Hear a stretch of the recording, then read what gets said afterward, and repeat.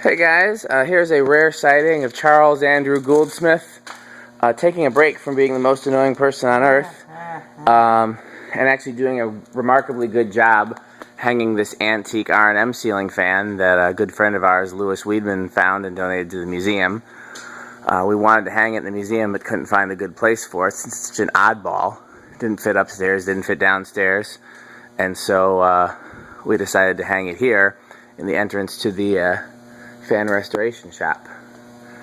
And it's gonna really be a cool addition here. I'm very excited. I think everybody else is very excited. Even Kim, the master fan restorer, thought it was a cool idea. And it is also a Fanimation learning remote. We'll see once he puts the blades on if I'm going to modify the remote. I'm tempted to do it. I just love 3 functional speeds. Right, as of right now, it works on medium, but low stalls out. How much oil is in it? Hard to tell. So it's possible that it won't stall out on low once we put some more oil in it. Or even maybe run some WD-40 through it first just to clean out any old oil and grit, and then... Yep. So, anyhow, he's just going to put the blades on, and then we'll mess with the receiver again. And, where's the remote? Because I'm going to turn the light on while we're waiting.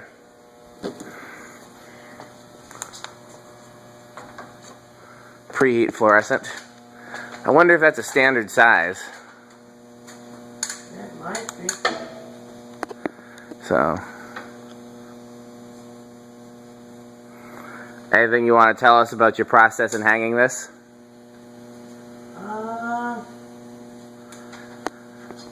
He went about it the proper way. That's a fan-rated box that's actually bolted to the joist, and then use the armored cable to connect it to a junction box, and it's hung on a Fanimation mounting bracket, which is more than strong enough for an antique or original. These are just huge, heavy cast. Yeah, they can hang a Palisade, which is heavier than just about any antique. So I should turn the fan on now, and then the blade will flop around and hit him in the head, and then I'd laugh.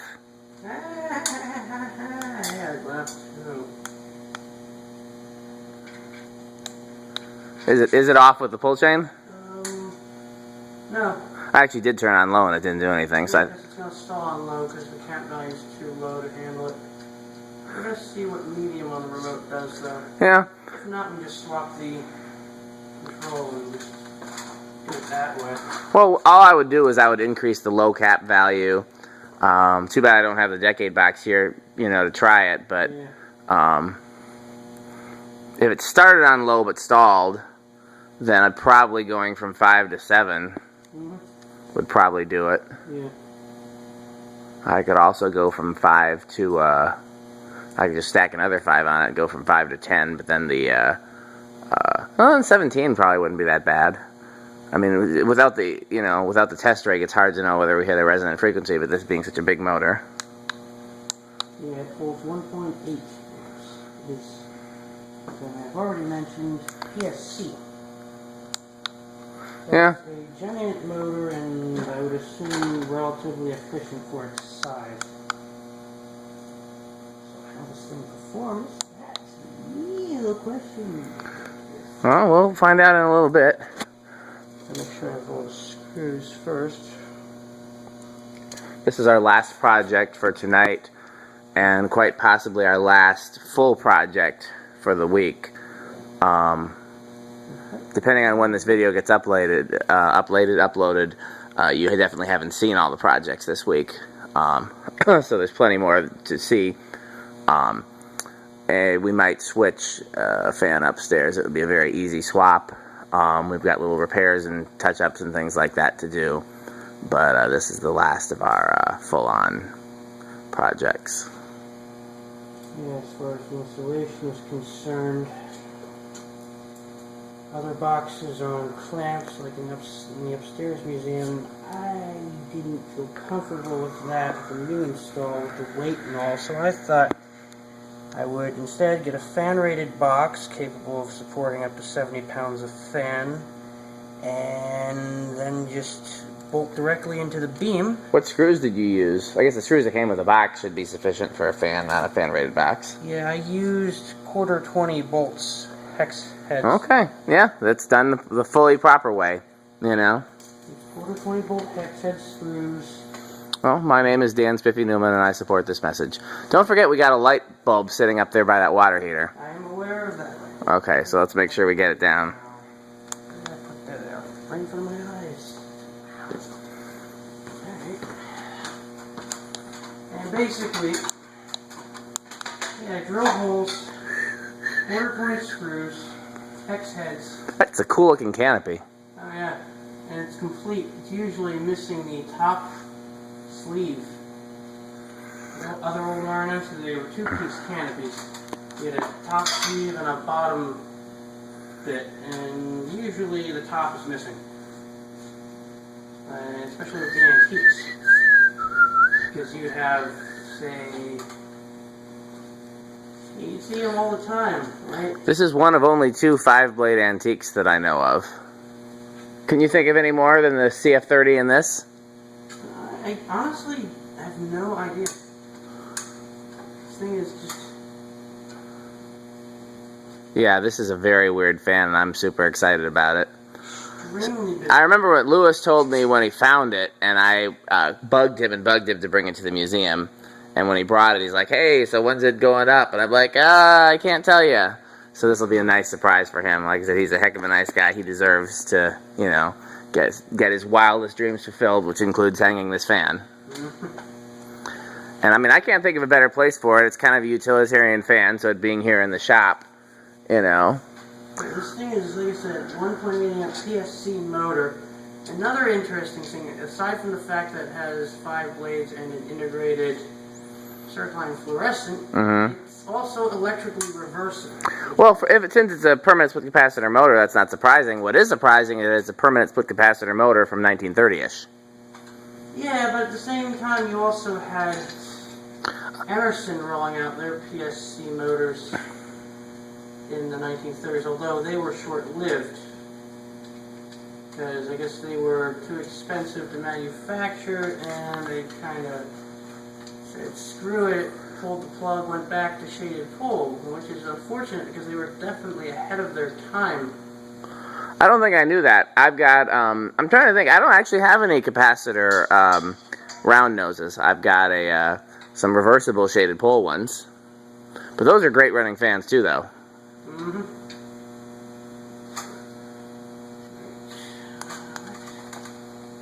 Because, I mean, yeah, the PSC round noses, they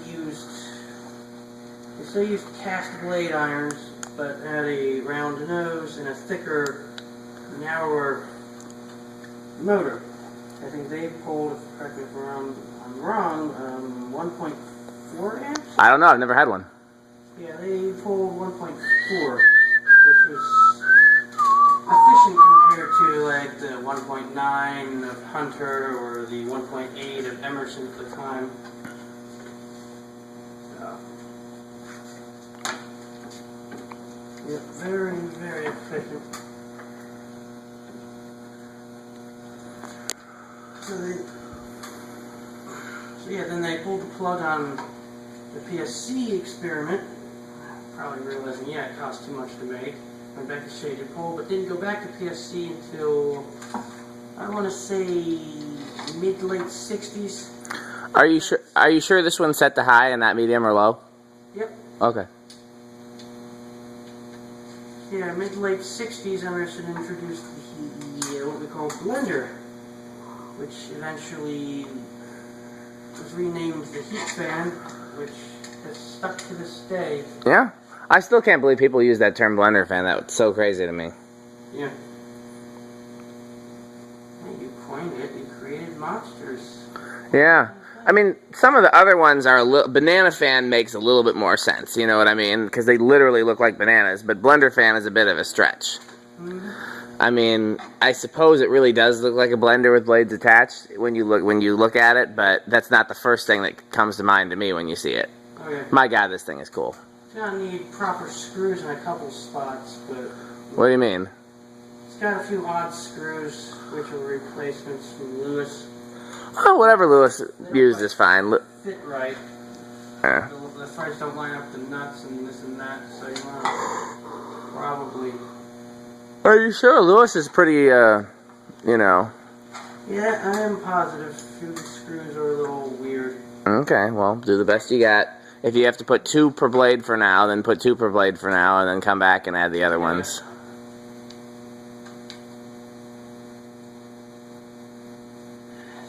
So weird. I want to say the pitch is about 15 degrees. It's steep. It's at least that. I want to say it's like, what, 40-ish? 40... I don't even know how big it is. It's 48, I think. Could be 48. Just eyeballing it, it looks like it's somewhere between 44 and 48. It's bigger than 42. It's smaller than 52. It's somewhere in that range. Yeah. I mean, you can. What? Go ahead. Another interesting thing is this General Motor style was also used for R&M's window fans Oh. of the era. That I didn't know, but I don't. Like the blade actually used the same kind of hub that this fan has at the top. Very, very weird, and those windows... Well, you're very weird. ...common either.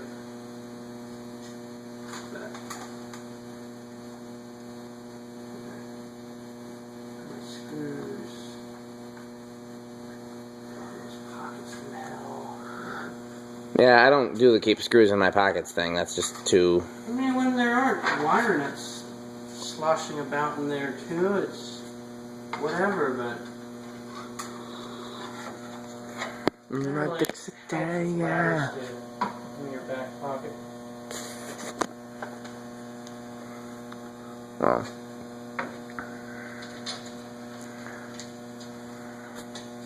Yeah, I don't know if I mentioned this to the viewers, but this fan it does have an oil bath bearing system, but it uses what is essentially, it doesn't use a pancake motor like a typical antique ceiling fan. It's essentially a K63 oil bath. Yeah. It's what we used to call stack. Of course, someone corrected us on that. Yeah. See if you can spread the word around about that, because some people are still using it, and that would make Tom Frampton frown greatly. In fact, tomorrow, when he's here, we should bring that up in front of him so that he can get upset. That and more Gulf Coast memorabilia on his desk. Oh, I'm not gonna push that one. The way that he reacted to that was don't push it. Yeah. So. There's the remote. Oh, you ready? Let's see what it does. What is that, low? That's medium. Okay. Now it's high. Let's see high. Ooh, not much wobble either. Holy cow. One of the blades is way off of alignment, but it still doesn't wobble. Okay, turn it to low. Let's see if it will run on low if it started on another speed. Yep. And then if it stalls out, then let's try some oil and some WD-40. Yeah. And if it still stalls out, then I'm going to change that cap value. Just bump it a little like you did with the West Winds. Yeah, I'm guessing 7 would probably do it. Oh, yeah. Because it's still...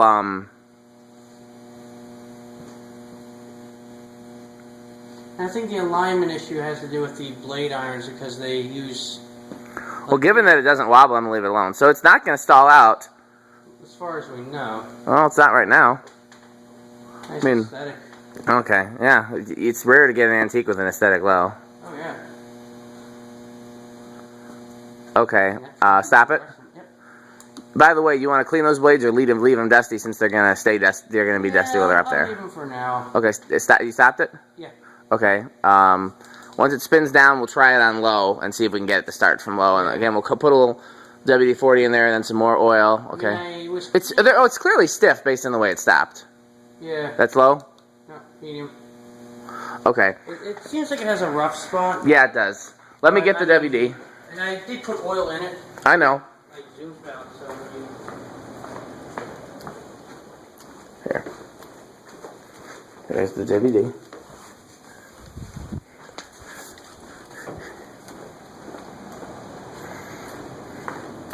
Here, run a little bit of this. Oh, that's some good air movement. Run a little bit of this in there.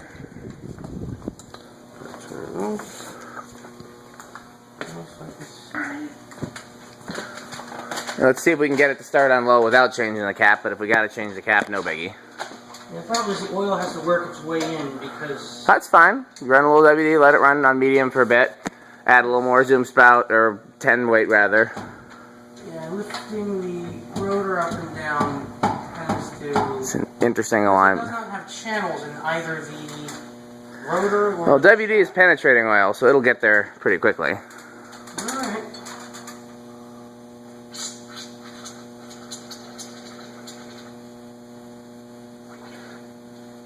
I put some in there, mix with the... Yeah, I could hear it. Will it actually get in there? It will. I have a feeling it's going to be... Put it on medium. Spouting oil everywhere. It's a nice slow medium. It was doing that when I had it overfilled. It would sling oil everywhere, and that's not fun, so...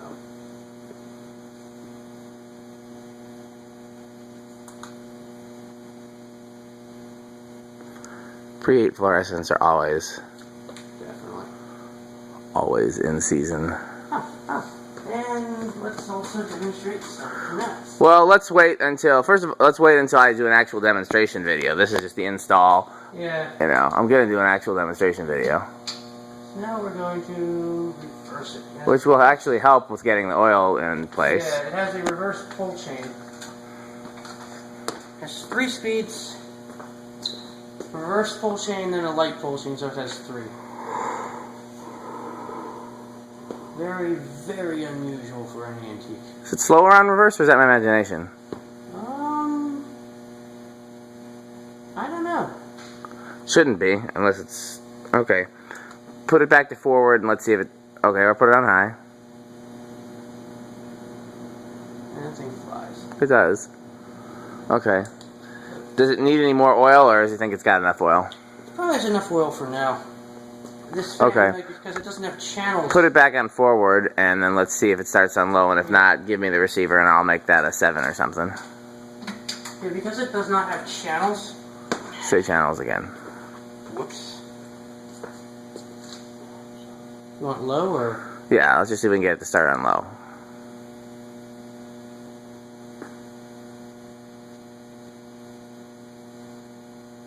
Yeah, it's not going to start on low.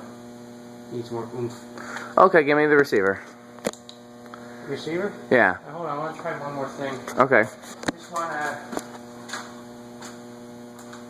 demonstrate the stock speeds. Okay. Well, do you want to do that in a demonstration video? Just want to see what the actual load looks like. Okay. Just for kicks and giggles. Okay. I think that the actual load of stock is a bit faster than yeah. what the control's going to give you, but it's... Okay, put the light on. Yeah, it's a pretty fast low, actually. Is it off now? Okay, it's on breaker 35. No. So I'm going to change that cap value, and we'll do a demonstration video.